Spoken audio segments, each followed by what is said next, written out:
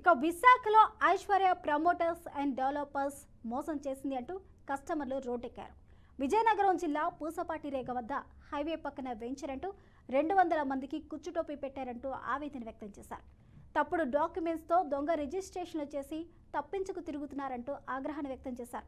10 ఏళ్ల క్రితం డబ్బులు కట్టినా తమ భూమి తమకు ఇవ్వకుండా తిప్పుతున్నారంటూ బాధితులు ఆందోళన చేశారు. ఐశ్వర్య డెవలపర్స్ కార్యాలయాన్ని 200 మంది బాధితులు చుట్టుముట్టారు. బాధితులు అందరూ మధ్యతరగతి వారి కావడంతో ఐశ్వర్య ప్రమోటర్స్ అండ్ డెవలపర్స్ యాజమాన్యం కేసు పెడతామంటూ బెదిరిస్తున్నారని ఆరోపించారు.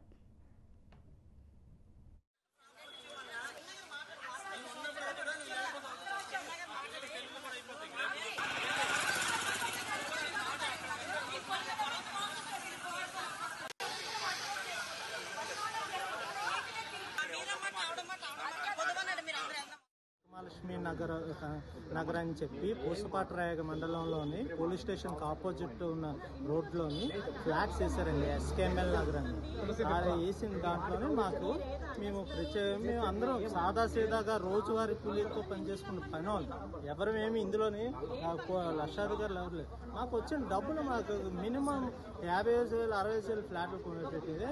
అది ఇప్పుడు ఇష్యూ మా దగ్గర అందరి దగ్గర డబ్బులు కలెక్ట్ చేసుకుని డాక్యుమెంట్స్ వేయించి రిజిస్ట్రేషన్ అయ్యాయని చెప్పి మాకు రిజిస్ట్రేషన్ ఇచ్చారు డాక్యుమెంట్. కానీ అది రిజిస్ట్రేషన్లో లేవు, రైతుకు డబ్బులు ఇవ్వలేదు.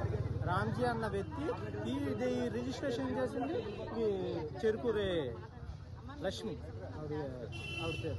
రామ్జీ అన్న వ్యక్తి చెరుకూరు రామ్ వీళ్ళు ఇవ్వలేదు.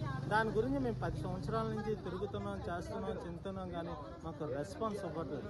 ఇంచుమించు 200 కుటుంబాల పైన ఒక 1 టౌన్ ఏరియాలోనే 150 కుటుంబాలు, అదర్గా ఒక 50 కుటుంబాలు, 250 కుటుంబాల పైన వ్యక్తులు నష్టపోయి ఉన్నాం.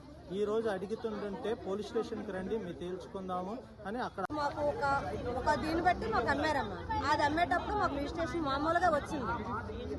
డూప్లికేట్ రిజిస్ట్రేషన్ మరి ఏం రిజిస్ట్రేషన్ మాకు తెలియదు. పక్క రిజిస్ట్రేషన్ అనేసి పెట్టేసి నెంబర్ వేసి మాకు ఇచ్చాడు. ఆ ఇచ్చేసింది ఏంటంటే మాకు వచ్చేసింది కదా అనుకుని మేము ఊరుకున్నాం.